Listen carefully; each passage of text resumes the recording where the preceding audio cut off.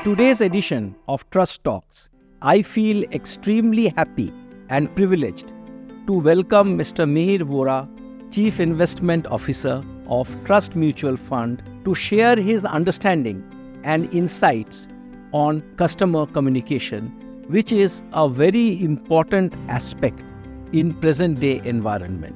I would like to get a preliminary view from him on the topic. Welcome, Mr. Mihir Vora. Thank you. It's a pleasure and a privilege to be here on this edition of Trust Talks, and always happy to share, my insights on the various topics that we are discussing. Thank you.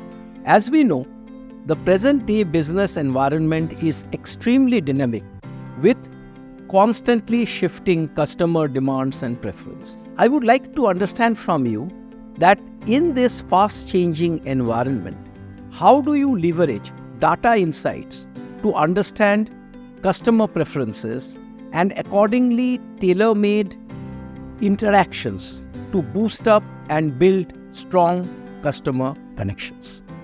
As you rightly mentioned, the business environment has become extremely dynamic, and the scales of businesses are changing dramatically. And especially for businesses like us in the Trust Group, and especially within that the AMC, Asset Management Company, this becomes even more relevant. As you know, the asset management business that we have is the first B2C, business to consumer business in the group.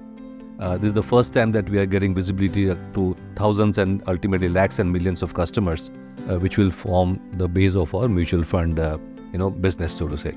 For example, in the NFO, we already have 16,000 investors, and that's only growing every day. Communicating with a large group of customers, but at the same time, maintaining a level of personalization becomes a challenge. And while the good thing is that while it's a challenge, technology today also enables us to overcome those challenges.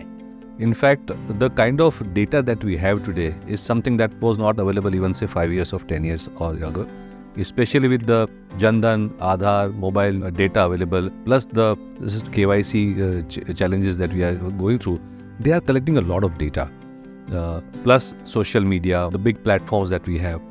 In fact, there is a problem of plenty as far as data is concerned. But the good thing is that if we are able to run that data smartly, we can actually deliver a level of personalization which was unthinkable a few years ago. Personalizing the data for individual preferences, socio-economic targeting, specific products for specific group of customers. All this was not possible 5-10 years ago, but we have now big technological capacities if we use them smartly. So I think usage of technology to personalize not only the customer experience, but also to identify niche segments which probably would not have been identified earlier is something that we can really work on, and the technology is out there for us to use. So, the journey of Trust Group, we started around 25 years ago as a boutique distribution house. The customer interface has expanded exponentially, particularly after the launch of successive schemes of Trust Mutual Fund. Now, when there is a paradigm shift in the customer interface of the group, what strategies do you employ to ensure that there is a seamless, consistent customer experience across various communication channels which we employ? Absolutely. Usage of technology is paramount. But what is also more important is that we understand that the customer can approach us from any side. He can communicate with us through email or a call center or even social media apps like WhatsApp, Telegram. All these have become very normal channels. In fact, India is the largest user of Instagram and WhatsApp. So all those media channels have to be seamlessly integrated for the customer to be able to approach us from any angle. Problem is how to integrate all these applications into our own customer databases. And that's what I think we are very actively working on. We also need to understand that it's not only the customer approach that we need to worry about. Of course, that's only the customer service aspect of it. But customer acquisition, that is also something that we need to understand. So for example, in the mutual fund, the CEO and I are very actively involved in all sorts of media platforms. We try to make sure that our presence is felt in the print media, on television media, on social media channels, at the individual level handles as well as through the company handles. So both ways, usage of omni-channels becomes very important. Now, when we interact, this 360-degree interaction with the customers, which is a must today, we also need to cultivate trust through these customer engagement platforms. Now, my question, or what I would like to understand from you, is how do you prioritize transparency and honesty? And also, how do you approach openly addressing challenges to build up stronger customer relationships?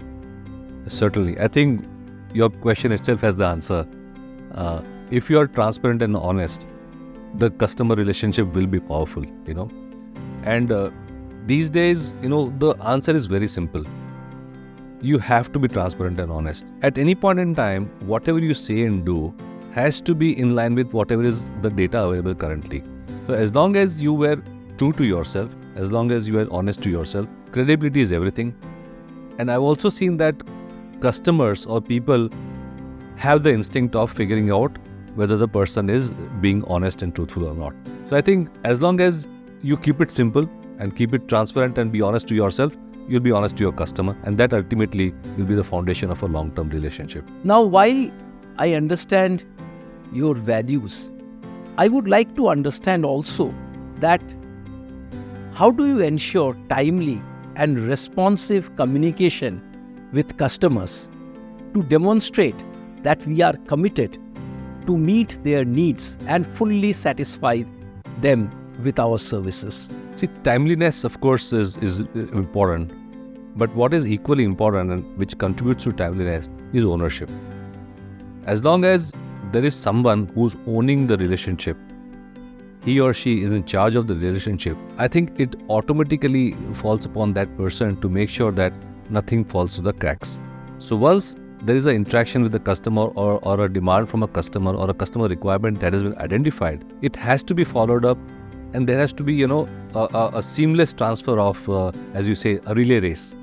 So whether it's, the customer service person or the customer relationship manager or the back office operations or even, the compliance, etc. department, everybody has to make sure that we come together and deliver the services to the client's requirements at all points in time in a timely fashion. But ultimately, it's culture that matters. In this context, I would like to have one last question with you, is that having built up this infrastructure of customer communication, how do you ensure active integration of this customer feedback into our efforts for developing and enhancing products and services, which would take care of their requirement and which will deepen the partnership with the customers? Sometimes it takes a little bit of effort to figure out what the real demand is, what the real requirement is.